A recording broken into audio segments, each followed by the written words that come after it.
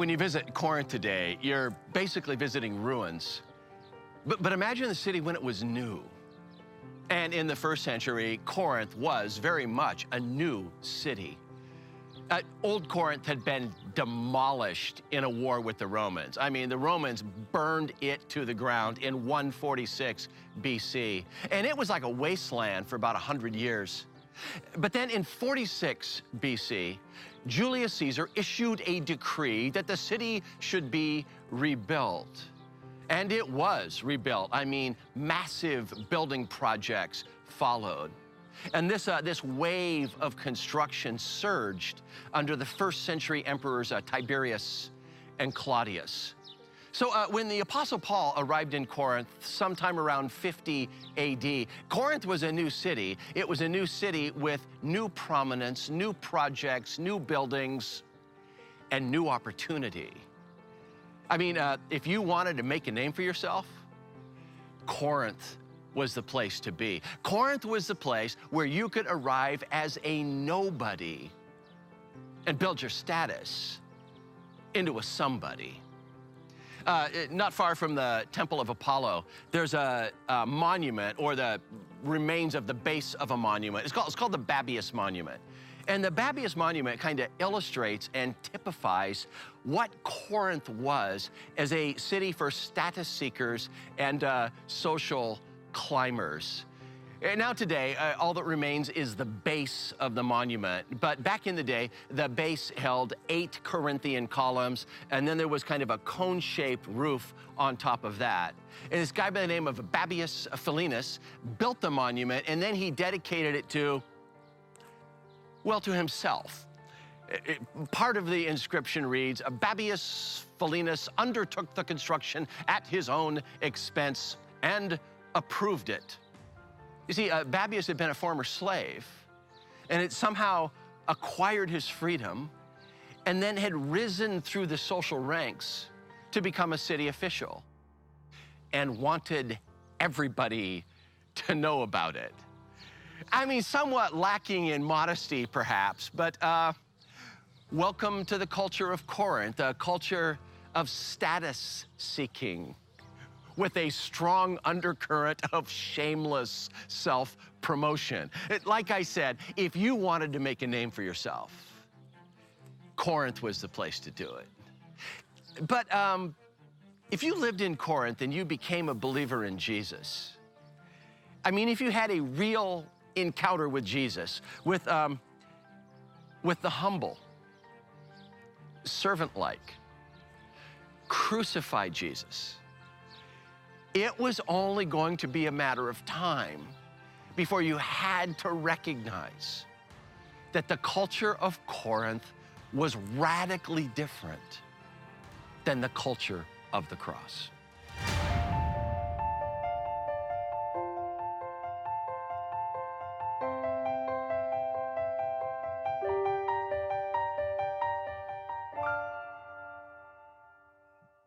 Now to focus on this installment of the culture of the cross, Thanksgiving, last Thursday, Thanksgiving Day.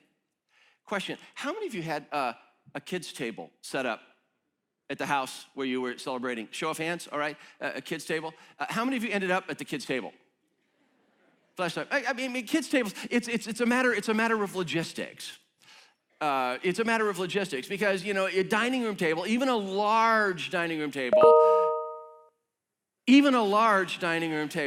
you've got like, you know, room for 10 people, 12 people. But then if you've got, you know, kids, grandkids, nieces, nephews, whatever, you end up pulling out the card table, and people usually end up at the card table because of age. That's why we call it the kids table. And if you get stuck at the kids table and there's only so much room at the dining room table, literally you either have to wait for someone to move or to die before you can move up. Uncle Frank, how you feeling? You know, because you want to move to the dining room tables. Just think in terms of the dining room table at the card table. And usually at Thanksgiving, it has something to do with age. That's why we call it the kids table. But I want you to imagine something with me. I want you to imagine a dining room table and a kids table, but they're not separated by age.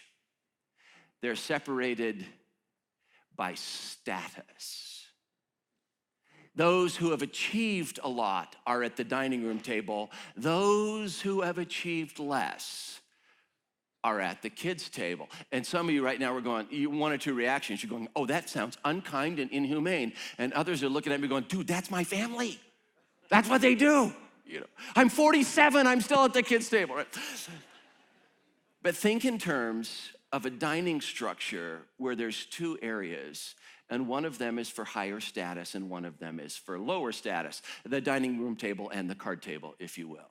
And if you can get your brain around that, I think you're moving toward understanding the culture of Corinth and dining protocol in the Roman Empire. And so there's just a picture we have here of what would have been a house of a wealthier person in Roman culture. Now, this room in the foreground, this is the dining room, and it's called a triclinium. Tri meaning three, and kline meaning to recline, because people would recline around three sides of this thing. But this is the dining room, the triclinium. And you could have like 9, maybe a dozen people that fit into the dining room. So you say, well, then apparently, 9, 10, 12 people, that's all you could have over for dinner. Oh, no. There's this area out here, which is the courtyard, often called the atrium. And there's standing room out there to eat. You can probably sit somewhere out there. But think in terms of the dining room and the courtyard, the triclinium and the atrium. Think the dining room and the card table. Now, here's the deal in Roman protocol. The owner of the house and his social equals ate in this area. It was an issue of status. Who had achieved? Who did you feel was your social equal? Well, then who's out in the courtyard, the atrium area? Oh, that'd be your servants, lowly tradesmen in your town that happen to be connected to your family, people that were friends, but you would kind of grade your friends, and your lesser friends are out there. One other thing here, people in the dining room, they ate first. This was the way they did it in Roman culture. This is the culture of Corinth. They ate first, and they ate the better food, and then whatever was left over after they had eaten, that food goes out to the atrium to the second group. And so you ate inside, you ate first, and you ate better. And the leftovers go out here. This is just the way they did it. Just the way it was. Welcome to Roman dining culture. Welcome to the culture of Corinth. But something else, these houses, some of them were also used as meeting places for the Jesus group, for the church. There were no church buildings per se for a couple centuries after the crucifixion and resurrection of Jesus. So often a wealthier person in the church that had the space, that had the square footage, they'd open their home and they would say, listen, a Jesus group can meet here. And so in addition to being large houses, they were also gathering places for the Jesus group, which is pretty cool, right? Right? I mean, people with larger homes opening their homes and saying, we'd love to host a Jesus community meeting in our place. In Corinth, it's not going well. In fact, there's a verse written by their spiritual father, the Apostle Paul, which should haunt us and a bit startle us and sort of stun us. And what we have here is Paul's assessment of what is happening in those houses where the church is gathered. In 1 Corinthians chapter 11, verse 17, he writes in the following directives, I have no praise for you, for your meetings do more harm than good. I have to say something about your church meetings. They do more harm than good. And you're just gonna go, what in the world was going on there? I mean, what happened? Your meetings do more harm. In the following directives, I have a zero praise for you. For your meetings do more harm than good. Now listen, we, the fine people of Ada Bible Church, need to pay very attention to this conversation and what's going on here, because we do a lot of meeting. I mean, unless you're watching online, we're meeting right now. We're gathered right now. And the Apostle Paul wrote to them, your meetings do more harm than good. What was happening there? Because I think by looking at what was going wrong there, I think we can re-envision what the church looks like at its best, and perhaps escape something of what it looks like when it's at its worst. We do a lot of meetings. There's meeting on the weekend. Sunday nights, our high schoolers meet. Wednesday nights, our middle schoolers meet. I mean, by the hundreds we meet. And you read that verse, your meetings do more harm than good. I'm very interested in knowing what was going on there. We meet in small groups. There's men's groups, there's women's groups, there's couples that gather. And there's just this statement, your meetings do more harm than good. Going like, man, whatever was up there, I hope that we get to avoid that. What attitudes and behaviors were they trapped in? What clues do we get as how to re-envision church at its best by dropping in on them and getting this little glimpse at church at its worst? Tuesday nights, we have a group called Union. It's our young adults meeting. We have meetings, gatherings of middle schoolers, high schoolers, young adults, men and women, throughout the week, on weekends. Those words, your meetings do more harm than good. There's something that should just cause us to stop right there and say, what in the world was going on there? And whatever they were experiencing, how do we avoid that? And how, in looking at a very bad example of what was going on, how can we re-envision a church family that is operating and functioning and thinking and acting and relating at its very best? Now, the verses that follow, and by the way, if you've got a copy of your journal with you, these are on like page 65. The text is there. There's a space to write. Love for you. If you don't have a journal, you can snag one after the service on your way out. But love for you to follow along and to take notes. This conversation that the Apostle Paul is going to go after, it unfolds in 3 parts. And part 1, and we've already hinted at, is just what went wrong. Your meetings cause more harm than good. And go, whoa, what were they up to? What went wrong? What happened there? And so in this what went wrong part, what I want to do here is just slowly read the next, I think it's like 3 or 4 verses, and starting at verse 20 down through verse 22, so 3 verses. And I just want you to pick up on hints of what was happening in the gathering, the meeting, the Jesus community in Corinth. So let's start in verse 20. It just says, so then, when you come together, this is a meeting, when you come together, he says, it's not the Lord's Supper you eat, for when you are eating, some of you go ahead with your own, what do you have here? With your own what? Private supper. So there's a clue. Some of you are going ahead with your own private meal. And then he says this, he says, as a result, one person remains hungry and another person, they get tipsy. One person goes unserved and other people are overserved, all right? And he's going like, look, next verse says, don't you have homes to eat what we like to eat with our friends? Listen, do that another day. Don't you have homes to enjoy dinner in? And then this last clue is here, or do you despise the church of God by humiliating those who what? Who got nothing.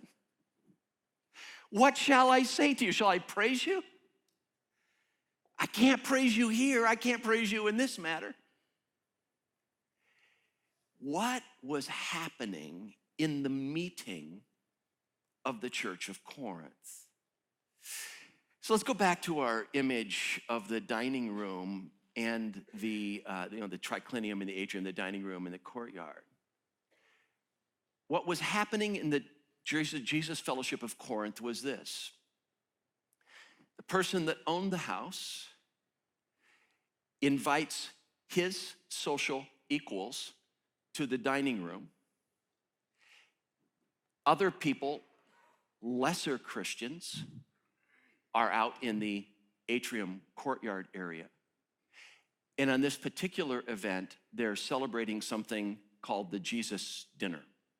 I know it's called the Lord's Supper, but it's the Jesus dinner, at which they get together and they remember Jesus' sacrifice for them through breaking of bread and drinking of wine. But did you pick up on the clues in the passage? Some of you are going about your own, what was it called, private suppers. Some of you out in the courtyard, because you get the leftovers, have nothing to eat. Others have so much wine, so much abundance, so much food. It's like, I love my church, right? And so, I thought you would enjoy that. What happened as they were eating the Jesus dinner, reflecting on the death of Jesus for them, is that they were observing Corinthian dining protocol at the church gathering, where those who were socially up were eating first and eating better food. And if there was anything left over, that was sent out to the courtyard for Christians of lower status to eat. Do you see a problem here? Just comprehend something here, that the very ceremony that celebrated the self-giving of Jesus for us was marked by arrogance, superiority, and a demeaning attitude toward others. That's what was going wrong in Corinth. Now, if I'm a Corinthian and this is my house and I open my house to a church gathering, defensively, what I'm thinking at this point is going like, what? This is how we eat in Corinth. Those of us that are up here, we eat first and better food, and then we send out the leftovers. This is just what Corinthians do. And what Paul is trying to say is this: you're totally absorbed in the culture of Corinth, and you are destroying the culture of the cross. The culture of Corinth was trumping the culture of the cross in their gatherings. That's what went wrong. The meal that they were celebrating was, what was it called? The Lord's Supper, a real meal, wine and bread, the Lord's Supper. It was celebrating this: the death of Jesus for them. Jesus comes in weakness. Jesus comes in humility. Jesus comes in sacrifice. So just understand the stark contradiction here. They're celebrating how Christ comes in weakness, humility, and sacrifice, and the very structure of the meal was saying, I'm somebody, you're nobody. I'm up here, you're down here. We're in, you're out. Literally, the dining structure had insiders and outsiders. We matter, you don't. My friends, this was a train wreck. And so far from the heart of God and what he had desired for this new family, this new kingdom, this new thing to be. And so just put yourself in Paul's shoes. You spend 1.5 years building this Jesus community, and then you leave, and then you hear about the way the Lord's Supper, this communion thing is transpiring, and you go, I can't stinking believe this. What do you say? How do you encourage, what do you even say to speak into that? So I love what Paul does here. Basically, he just takes him right back to the beginning. It just says conversation number 2 or part 2 of the conversation. He says, let's go back to the beginning. Let's go back to the beginning. Let's go back to the Last Supper.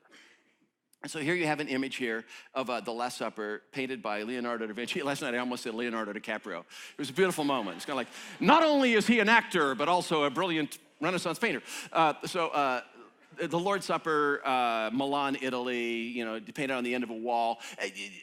But Leonardo da Vinci, he was painting this after kind of a European style, high table chairs, people scoot up.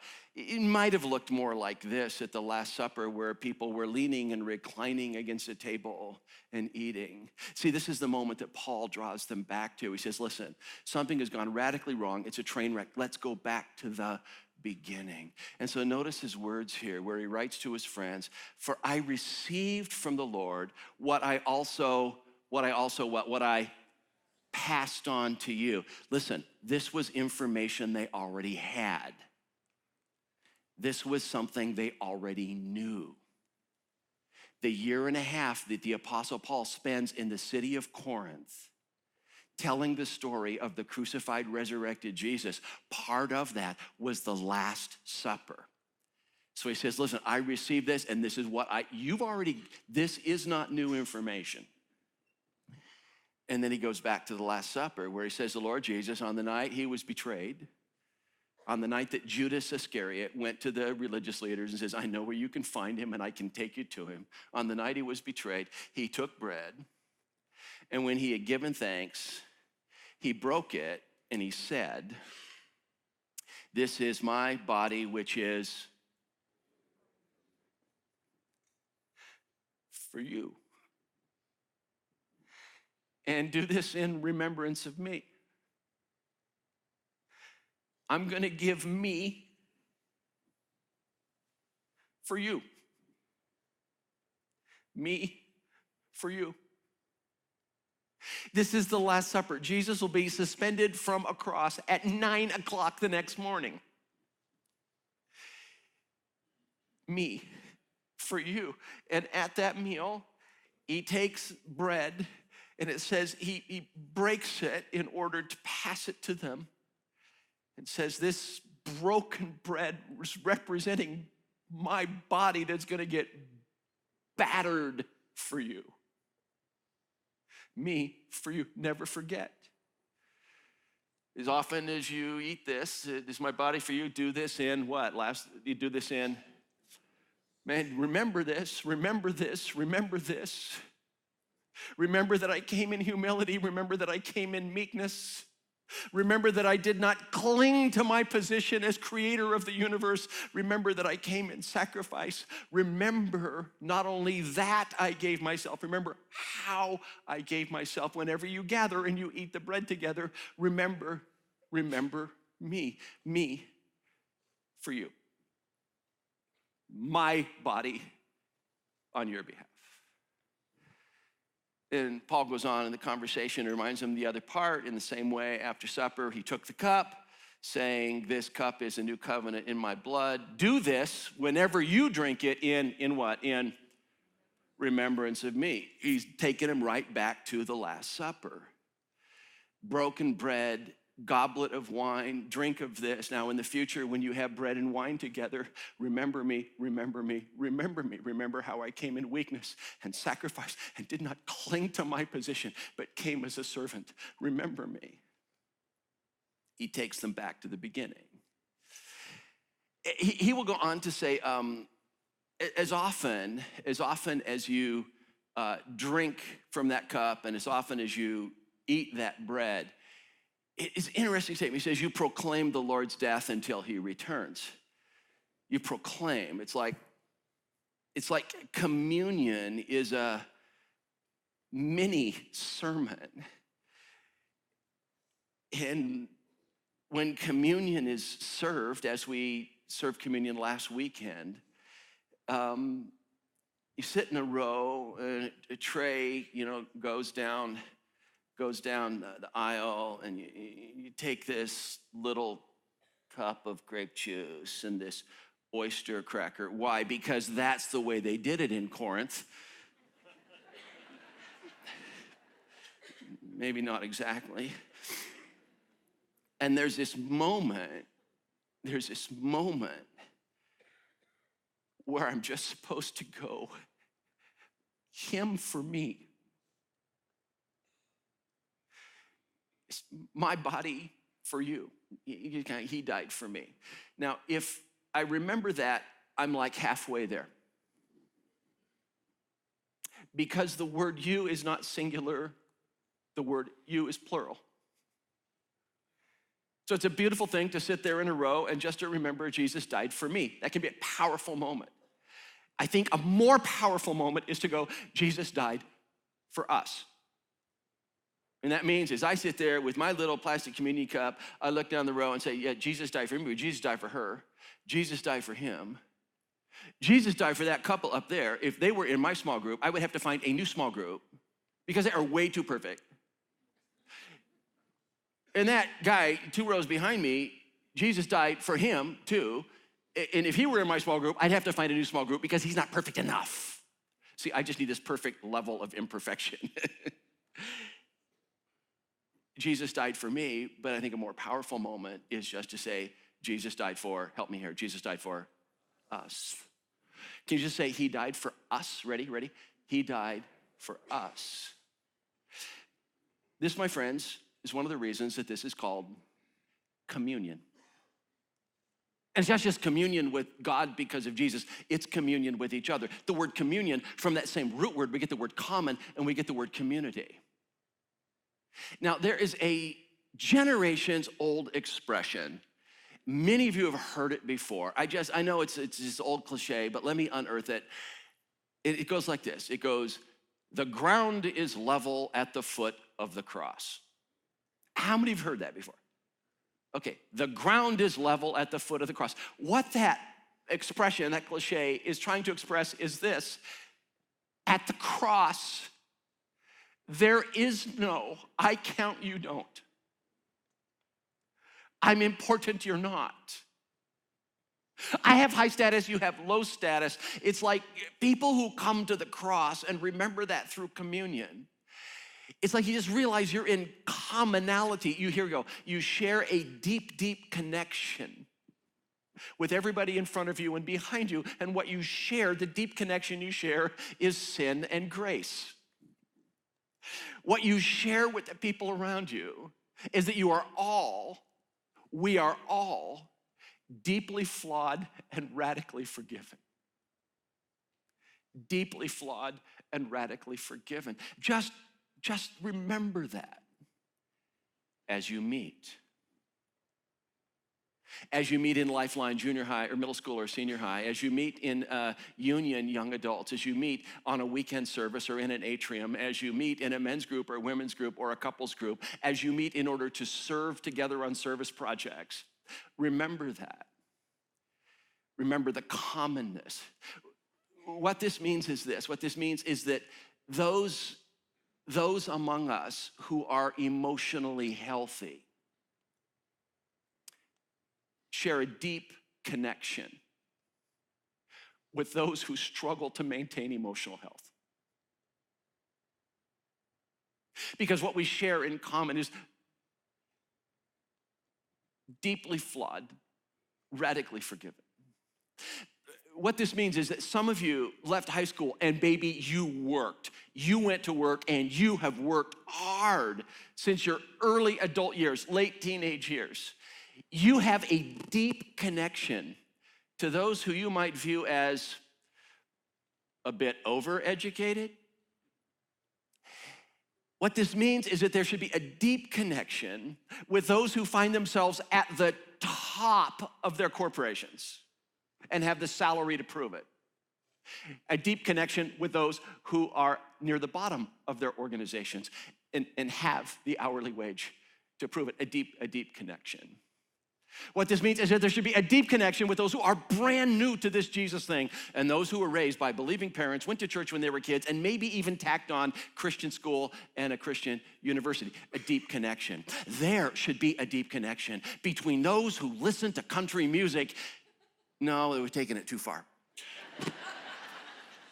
And those who do not have the fine, exquisite taste of country music. It's communion. Well, we have in common community, that cliche, the ground is level at the foot of the cross, means that there is no card table. In God's family, there's just this long dining table and everyone's welcome to the dining table. There is no this, I'm up here and you're down here. This is where the wheels went off the track for the Corinthians. And how we get to look back on their experience and we get to re-envision what was on the heart of God in pulling us together from really different backgrounds and different perspectives. There's something that we do when we serve communion. We did it last week. There was a worship time, then there was communion time, and there was a sermon that went way too long. And then campus pastors got up and they said, hey, as you leave today, there are boxes at each of our exits, boxes or baskets. And these are for a benevolent offering. If you desire to put something in those on the way out, these funds are used, here we go, to assist individuals within our church family during seasons of financial shortage. Why do we put these out on those weekends where we have communion together? You see, this is the opportunity for someone who can easily get a car repaired to step into someone's life who is having difficulty getting a car repaired so they can get back and forth to work. This is the opportunity for someone who has heat in their home to assist somebody else in their community that they don't even know to get the heat turned back on in their home. See, this is why we put the benevolent boxes out on communion weekends, because it is a natural and normal response to ask the question, how can I give myself away in recognition of the Christ who gave himself for me? If it is true that Jesus gave himself for me, how can I give myself for others? This is what is at the heart of communion with Christ and with each other in a church where there is no card table. Now, some of you right now are kind of thinking, just kind of wow. And if communion implies this connectedness and how we think about other people and how we treat other people and attitudes of superiority, inferiority, you're kind of like going like, this moment of the juice and the cracker, you really better think about what you're doing right now. You think? And so what happens next, and it's our third part, we've gone through what went wrong, we've gone through back to the beginning, the Last Supper. Jesus says, me for you and you for each other. Now, he's got to give a little bit of a wake-up call. He's got to encourage, he's got to challenge, he's got to say something in the strongest terms so that he's heard, so the situation in Corinth has a possibility of getting back on track. And so part 3 of our conversation is just a wake-up call. Now, they were having this meal. It was called the Jesus dinner, the Lord's Supper. And they were kind of like insiders and outsiders. We're high status, you're low status. We count, you don't count. We're important, you're not. And he just goes, that's got to go away. And so this is the way he addresses it. He says, so then, whoever eats the bread or drinks the cup of the Lord in a what? In an unworthy manner will be guilty of sinning against the body and blood of the Lord. Now, some of you know that verse. It was read in church while you were growing up, and it has freaked you out. Because you're going, unworthy manner, I feel unworthy all the time. How can you be worthy of like Jesus? How can you be worthy of grace? See, by definition, we're not worthy of grace. Grace is something that's given that's not deserved and that's not earned. Now, understand the context. You got the dining room and you got the courtyard. You got the triclinium, you've got the atrium. You've got we're somebody, you're nobody. I think when Paul's talking here about in an unworthy manner, I think he's talking there about celebrating Jesus' death for me and at the same time going, I'm up and you're down. I'm superior and you're inferior. I think that's what he means here by remembering the Lord's death in an unworthy manner, in an unworthy way, by creating an in-group and an out-group, by basically saying, I'm at the dining room table, and if there's a card table, that's where you sit in attitude. And so the next thing he does is very similar, is he just says everyone ought to, what, 2 words, ought to examine themselves. And so he says before they eat the bread and drink the cup. And so there's just this moment where you go, okay, I guess I'm supposed to examine myself, whatever that means. And I think in context, what examine myself is this. I think examine myself is when I go, gracious God, speak to me. In what ways do I cop an attitude toward those that I feel are underachievers in my church? In what way do I despise overachievers? Because this works both ways. Am I examine myself, am I in the process of attempting to build a tribe within my church that is in some way superior to other tribes in my church?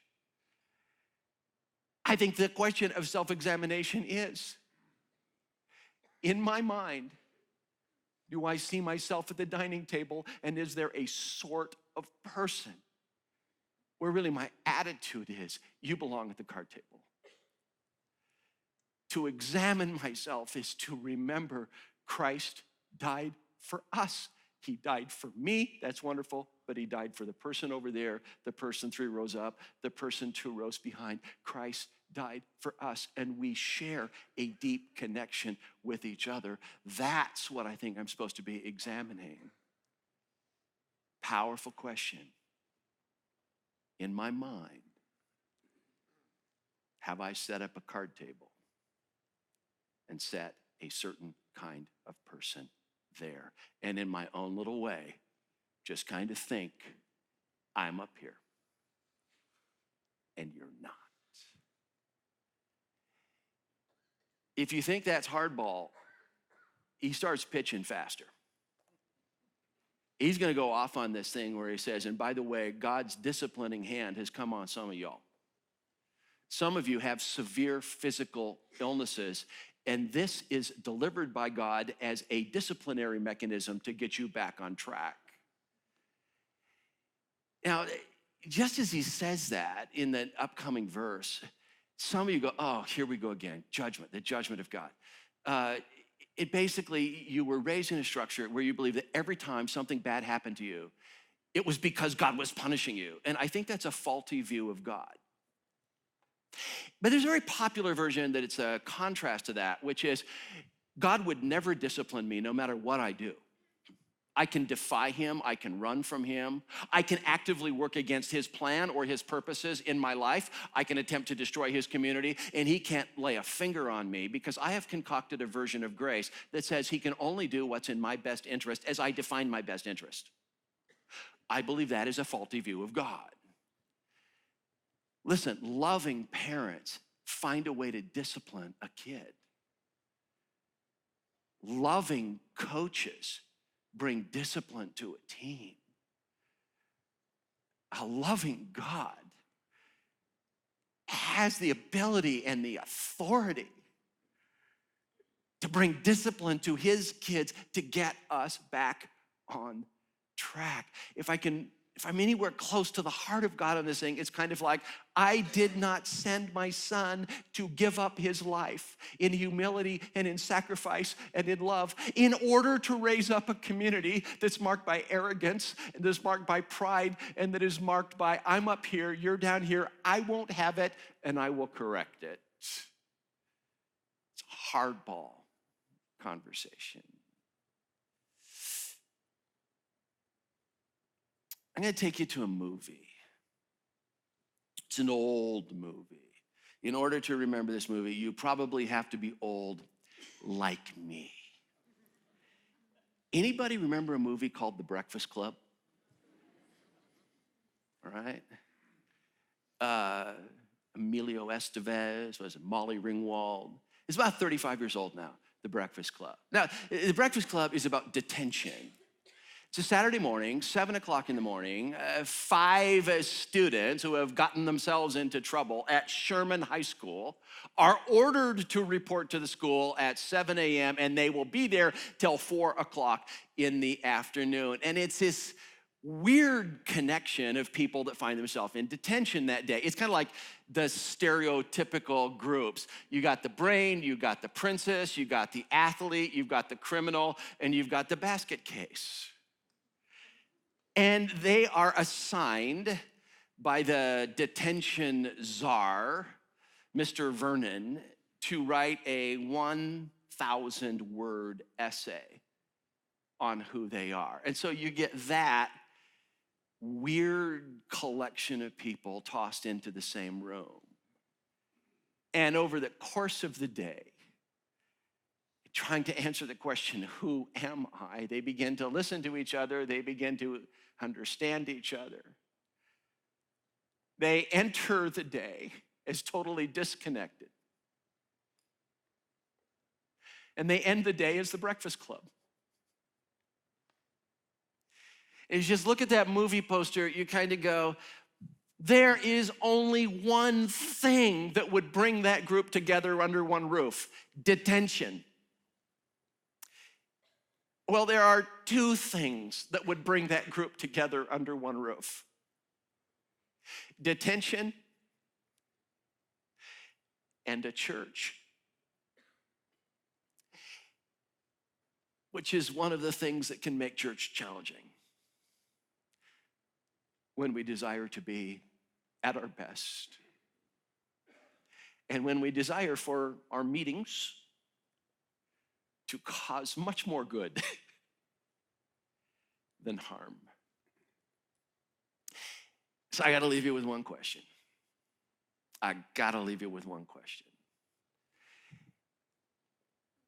And the question is this: when you think about people that you meet with in the context of a Jesus community, a church, is there a type of person that you mentally seat at the card table?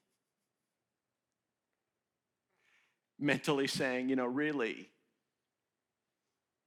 we're up here and you're down here. As you gather on the weekend and as you hang out in an atrium, is any type of person that you put at the card table? Is you're a middle schooler that might meet on Wednesday nights, or a high schooler that might meet on Sunday nights? As you gather early on a Friday morning for a men's group or a Monday morning for a women's group? As you bump into each other,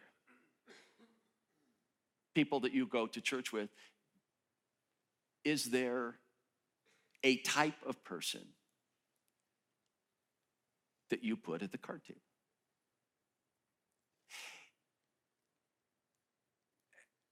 I believe that where Paul's heart is aching, and I believe what he's trying to correct, and I believe where he's headed in this entire conversation, is just to say that in this thing called the church, there's only one table. And it's the dining table. And everyone is welcome there. There are no card tables in the family of God, in the community of Christ. And that when we remember this, we have a shot at something that is very, very special. To reimagine the gathering as our gracious God created it to be. And so we ask that our gracious God would guide us into our week, would guide us from week to week. We give thanks. We give thanks for this day where we have opened the scriptures, seen what happened long ago, and received guidance for the here and now. Gracious God, we need you badly in how we think and how we love others. And we ask this in the name of Jesus, who came here and gave himself for us. Amen. Hey, we'll see you next weekend.